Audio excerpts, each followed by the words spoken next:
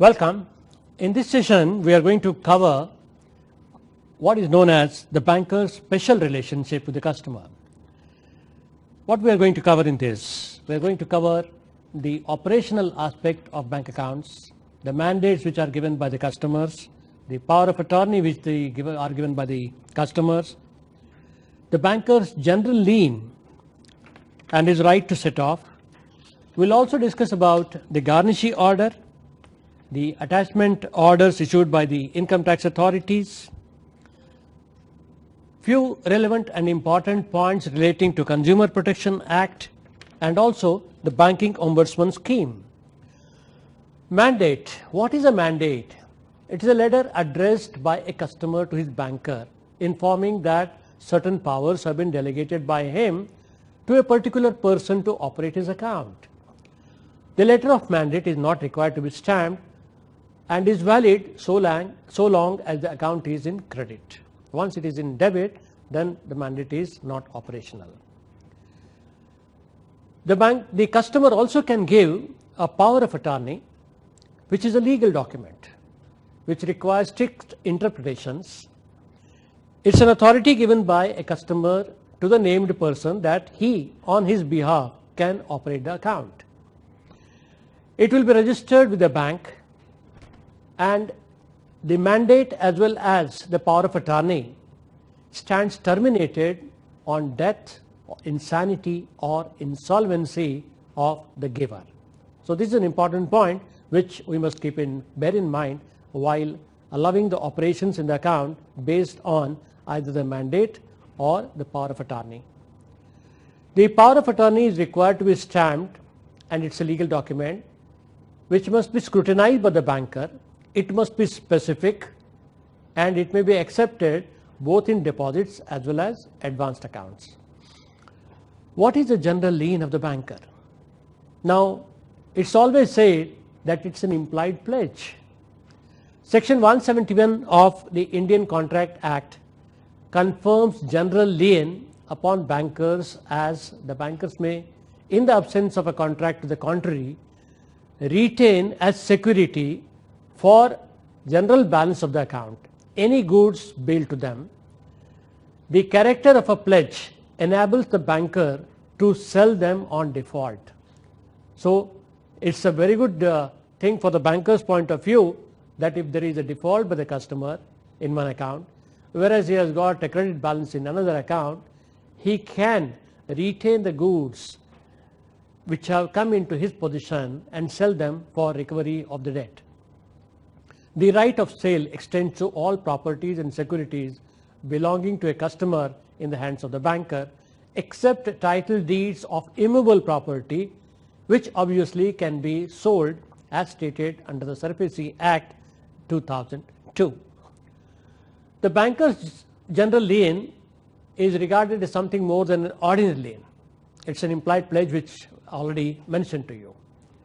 This right, coupled with the rights under Section 43 of the Negotiable Instruments Act 1881, permits bills, notes, checks of the banker being regarded as a holder for value to the extent of the sum in respect of which lien exists, and he can realize them when due.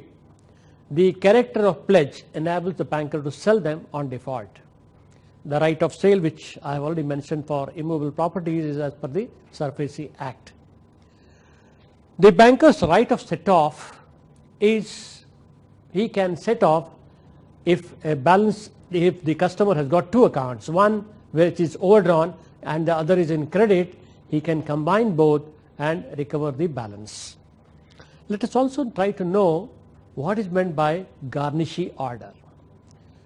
Garnishee Order is an attachment order of the court under Section 60 of the CPC, and it is issued at the request of the creditor to attach the debit funds, debtor's fund, in the hand of the garnishee, that is bank which holds a deposit account. Let us see an example. Mr. A borrows money from B and fails to repay. B files a suit against Mr. A under the Civil Procedure Code. The court issues a decree and attaches the funds in Mr. A's bank account with Bank X. The order issued by the court on Bank X is known as Garnishee Order. Mr. B is a judgment creditor, Mr. A is a judgment debtor, and Bank X is called as judgment debtor's debtor. The Garnishee Order cannot attach amounts of deposits into the customer's account after the order has been served on the banker. That means an order has been received at 11 o'clock in the morning, any deposits thereafter cannot be attached under the Garnishee Order. It applies to the current balance available at the time when the order is served, and it has no prospective operation. This needs to be noted very carefully. Many times the banker also receives the attachment orders issued by income tax authorities. The income tax authorities issue orders under Section 226 of the Income Tax Act 1961. So the income tax order attaches the credit balance and the balance due in the account of the customer if the customer defaults in making payment of the tax dues to the authorities concerned. Attachment orders can also be issued under other acts such as Wealth Tax Act and Sales Tax Act. The income tax order is specific, mentions the amount to be recovered, and for it to be valid and the banker to act on it, the order from tax authorities. The bankers also receive the income tax attachment order. The order from the authorities can attach credit balances held in the account as under. Number one, deposits held by the customer and payable to the customer. Deposits due but not payable, that is, say for example fixed deposits which is not matured on the date of receipt of the notice, yet it is attachable. Deposits held in joint accounts even when notice is issued in single name. So the difference between the Garnishee Order and the income tax attachment order, we must note it very carefully in this type of accounts. Amounts received subsequent to the receipt of the order are also attachable under the income tax attachment order, and funds in the accounts of the deceased or insolvent customers are also attachable. What is most important for a banker to know is, even when the balance in the account is less than the amount mentioned in the order, the banker is supposed to remit the available balance in the account. He can't say that the balance is less and therefore I am not in a position to remit it to you. The banker has to remit and comply with the income tax order. Now, customer service is a most important aspect from a banker's point of view. There may be cases where there are grievances. The customers have opportunities. The first, he will be approaching the branch manager, he can approach the nodal officer, he can approach the bank, he can approach the Reserve Bank of India, and also he can approach the consumer courts. So what are the avenues available to the customer to redress his grievances? That's what we are going to see now. One is the Consumer Protection Act, according to which a customer can file a complaint in a consumer court. A consumer individually or jointly or any voluntary consumer organization can file a complaint under the Act, and the time which has been given for filing the complaint is within 2 years from the date of cause of action. Complaint can also be filed by the legal heirs of the representatives of the deceased. So one can see that up to 2 years the time is available for filing a complaint before the consumer forum. This is with regard to any deficiency in service, the complaint can be filed. What is meant by deficiency? Deficiency means any fault, imperfection, shortcoming, or inadequacy in quality, nature, manner, performance of which is required to be maintained. Now, it's a three-tier system. There are 3 types of consumer courts which are available. The consumer disputes redressal forums are established in a district, in a state, and finally at the national level. So according to the amount which is involved, the cases have to be filed at the relevant courts. Now, Consumer Dispute Redressal Forum, district level, you can file cases where the claim amount is up to 20 lakhs. If it is beyond 20 lakhs and up to 1 crore, the case needs to be filed in the state level, that is State Consumer Dispute Redressal Commission. And if it is more than 1 crore, the case will be filed before the National Consumer Dispute Redressal Commission. And based on the hearing from the parties, both the parties, the Consumer Dispute Redressal Forum will issue an order, or rather we can call it as an award, and both the parties will have to abide by the award given by these forums.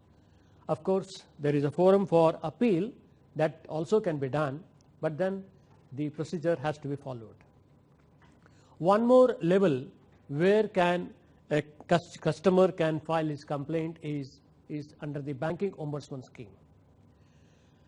This is almost like a quasi-judicial body where the order is passed based on the type of the case, the presentations by the customer as well as by the banker, and it is a place where no stamp duty is applicable, no lawyer is required. So for resolution of the customer's grievances, this is a good forum which has been created by Reserve Bank of India. So who can approach? Any person who has a grievance against the bank relating to banking services may himself or through the representative can make a complaint in writing to the Banking Ombudsman. The complaint can also be filed online by sending an email to the Banking Ombudsman. All scheduled commercial banks, regional rural banks, and scheduled primary cooperative banks are covered under the scheme.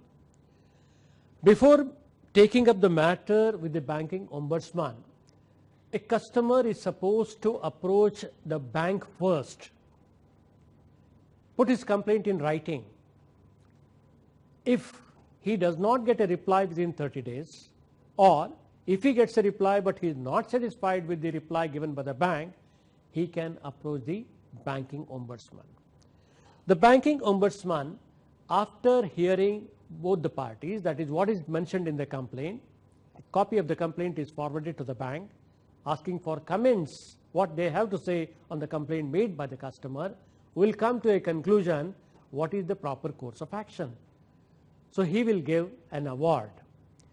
An award is not binding on a bank unless the complainant furnishes it to it within a period of 15 days from the date of receipt of the copy of the award, a letter of acceptance of the award in full and final settlement of his claim.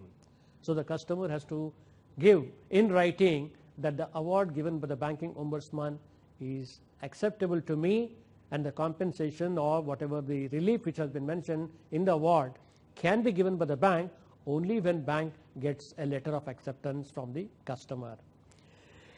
If a customer is not satisfied with the award given by the Banking Ombudsman, there is a forum available, that is, he can make an appeal to the appellate authority, who incidentally is the Deputy Governor of Reserve Bank of India, within 45 days of the date of receipt of the award.